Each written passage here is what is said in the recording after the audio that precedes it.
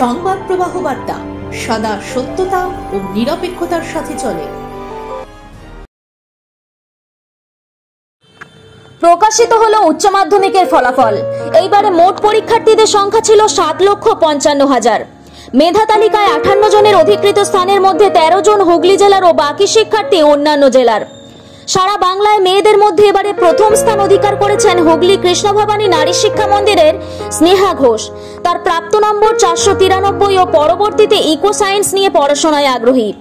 পড়াশোনার বাইরে তিনি চেকার্স খেলা, সিনেমা, গান শুনতে ভালোবাসেন ও তারই বড় বোন মেধা তালিকায় 10ম স্থান অধিকার করেছেন। তিনিও ভবিষ্যতে বোনের মতো একই বিষয়ের উপর পড়াশোনা করতে চান। মেধা তালিকার মধ্যে হুগলির ওই দুজন শিক্ষার্থী জানান, স্কুলের শিক্ষক শিক্ষিকাদের থেকে প্রচুর সাহায্য তারা পেয়েছেন ও সব সাবজেক্টের ওপর তাদের প্রাইভেট টিউটর ছিল। তাদের উচ্ছ্বসিত বক্তব্য থেকে জানা যায়, এ সাফল্যে তাদের বাবা মার অবদান অপরিসীম ও ভবিষ্যতেও বাবা মা সর্বতোভাবে তাদের পাশে থাকার আস্থা দিয়েছেন। কখনো প্রেসারাইজ ফিল করার দরকার নেই। পড়াশোনা প্রেশার নেওয়ার জিনিস নয়, ভালোবাসার জিনিস।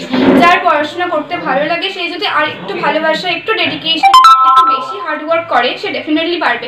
কোনো প্রেশার নেওয়ার দরকার নেই যে এমন মার্কস পেতে হবে, অমুক নম্বর পেতে হবে, নাহলে হবে না। তো আমার মনে হয় যে যতজন আগামী দিনে পরীক্ষা দেবে তারা যদি একটুখানি নিজের টার্গেটটাকে সেট করে রাখে, সেই অনুযায়ী পড়াশোনা করে, এটা ভীষণভাবে সহজ হবে। আমি সবার স্ট্র্যাটেজি সবার দরকার, রিকোয়ারমেন্ট সবার আলাদা। মানে সবার আমার এমনও ফ্রেন্ডস আছে তারা আমার থেকে অনেক বেশি হয়তো পড়েছে বা অনেক বেশি হয়তো কোয়ান্টিটি ইনপুট করেছে। আমার মানে কোয়ালিটির উপর ফোকাস করা উচিত। কি কত ঘন্টা পড়াশোনার সাথে সাথে খেলাধুলা বা চেস খেলি, মুভিজ দেখি, মুভিজ তো ভীষণভাবে দেখি, চেসও খেলি, আমরা দুজন মিলে খেলি, অনলাইনে মাঝে মাঝে খেলি। তো সেটা তো করতাম। পড়াশোনার যে এরকম নয় যে পড়াশোনার জন্য ওগুলো পুরো বাদ ছিল, মুভিজ দেখতাম। প্রথম থেকে কোথায় পড়াশোনা করতে সেটা একটু বল। আমি ক্লাস 10th অবধি সেন্ট অ্যান্থনিস হাই স্কুল চন্দননগরে পড়াশোনা করেছি। আমিও দুজনেই পড়েছি, ক্লাস কেজি থেকে 10th অবধি। আর 11 নারী শিক্ষা মন্দির।